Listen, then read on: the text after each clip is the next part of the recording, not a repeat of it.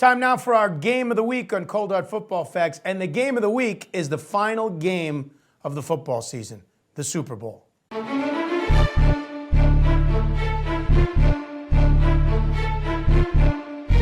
Road tripping to New Orleans. Samuel Adams, for the love of beer and football. Go RVing. Find your away at GoRVing.com.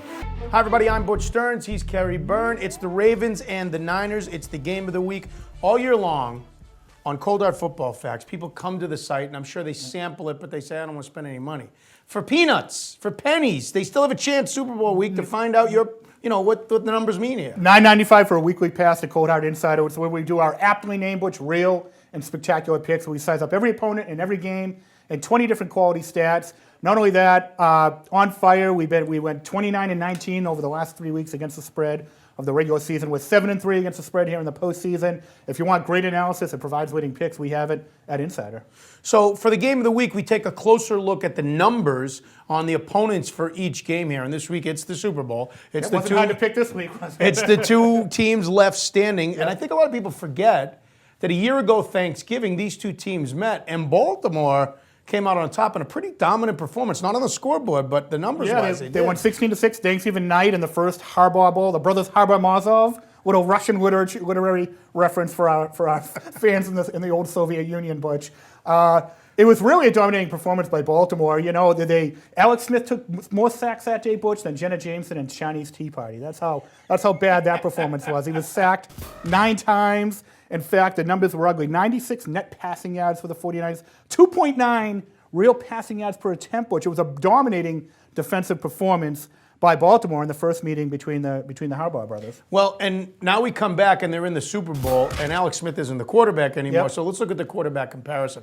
Flacco and Kaepernick, by their playoff numbers, just the playoffs, clearly deserve to be here. Well, no surprise. We talked about how the passing game is so important. The two best, most effective quarterbacks in the postseason are in the Super Bowl, Butch. You know, that's really what it comes down to. I mean, look at Flacco's numbers. His completion percentage is not that high, but, you know, we've seen him go downfield repeatedly.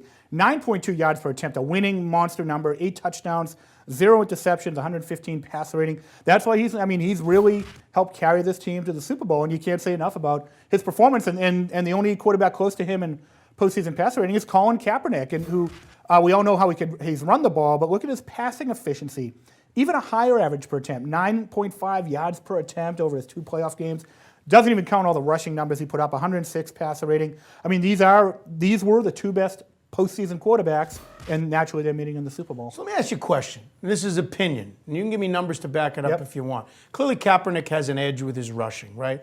But if it comes down to it, which oftentimes it does, and one of these quarterbacks either has to make a big play or is going to make the big mistake, like Peyton Manning did in a Super Bowl, or like Tom Brady did in other Super Bowls, or other guys. Yep. Who's more likely to make that big play or that big mistake? I would argue Colin Kaepernick, and here's why. We forget, Butch, this is only his 10th NFL start. How about that? He has 9 games under his belt. He's starting in the Super Bowl. Remember, the only closest comparison, he's a second-year quarterback, was Tom Brady in 2001. So are you arguing that Kaepernick's more likely to do it because he doesn't know any better? No, not because he doesn't know any better, because he isn't an experienced player. He's still, it takes a long time to master the intricacies of the game. We've seen repeatedly. We do see young quarterbacks make mistakes, but more importantly, Joe Flacco's been deadly efficient in the postseason.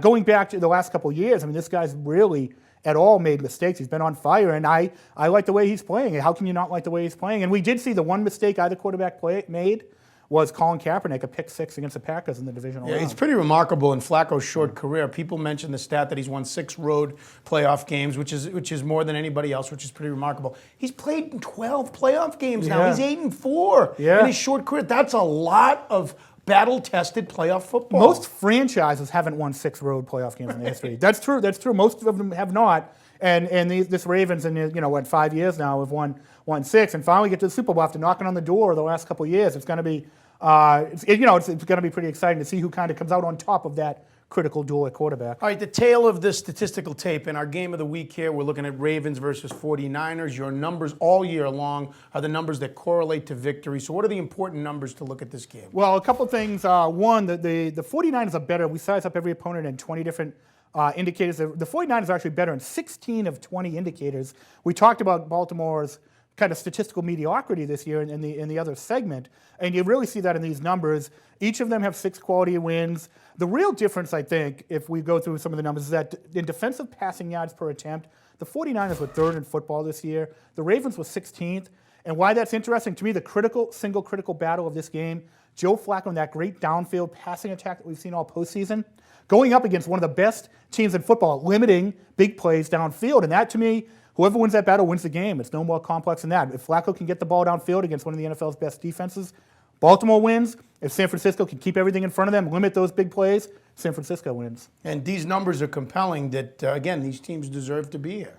Yeah, absolutely. The 2 best teams in football, by how they performed in the postseason. And, I just really think we're going to see the teams that dominated the best down the stretch here at the end of the year. Who wins? You'll have to go to Cold Hard Insider and get our real and spectacular pick, Butch. I can't give away all the statistical secrets we have. Everybody's picking the Niners in this one, but I'm not I sure. will. You know what? We'll have our complete analysis along every single indicator. We still got to break down a few more numbers before we give our pick. He's Kerry Byrne. I'm Butch Stearns. Our game of the week is the Super Bowl. Niners and Ravens. Cold Hard Football Facts on Football Nation.